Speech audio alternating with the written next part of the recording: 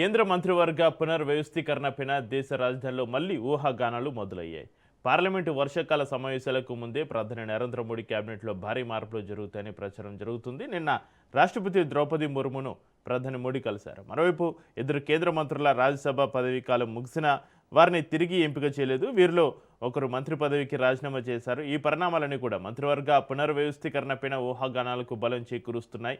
Parliament వర్షాకాల సమావేశాలు July 20న ప్రారంభమవుతాయని, అంతకుముందే మంత్రివర్గంలో కీలక మార్పులు జరుగుతాయనే అభిప్రాయాలు వినిపిస్తున్నాయి.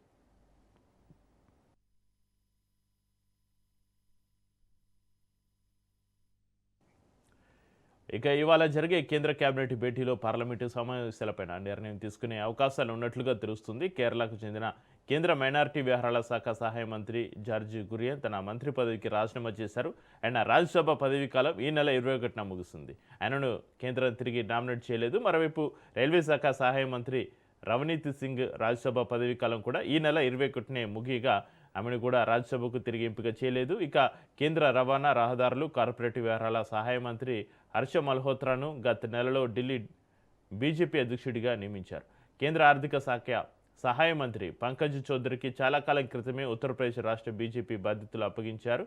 ఈ పరిణామాలన్నింటినీ నేపథ్యంలో మంత్రివర్గంలో మరికొందరికి ఉద్వాసన తప్పదని, చాలామంది కొత్తవారికి అవకాశాలు కల్పిస్తారని కూడా చర్చ జరుగుతోంది. అయితే ముఖ్యంగా ఈసారి కేంద్ర మంత్రివర్గంలో 33% మహిళలకు తప్పక అవకాశాలు లభిస్తుందనే చర్చ మొదలైంది. దీంతో పలు రాష్ట్రాలకు చెందిన మహిళా ఎంపీలు ఇప్పటికే ఢిల్లీ పెద్దలతోటి సంప్రదింపులు మొదలుపెట్టినట్లుగా తెలుస్తోంది.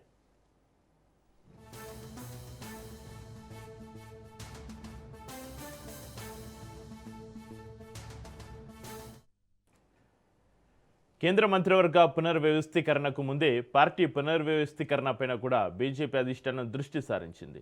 G7 సమావేశాలు పూర్తి కాగానే ఢిల్లీకి వచ్చిన ప్రధాని మోడీ 2 రోజుల క్రితం లుధియానాలో ఉన్న బీజేపీ జాతీయ అధ్యక్షుడు నితిన్ ఆగమేఘాలపైన ఢిల్లీకి పిలిపించారు. 2 రోజులుగా పార్టీలో ఆఫీసు బేరర్లు, కార్యవర్గ సభ్యులపైన ఆయన సమాలోచనలు జరిపినట్లుగా తెలిసింది.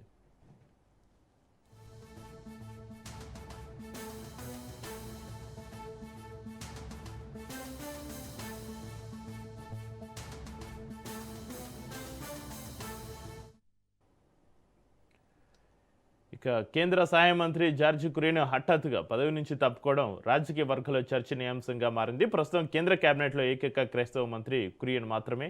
దీనిపైన కురియన్ సోషల్ మీడియాలో స్పందించారు.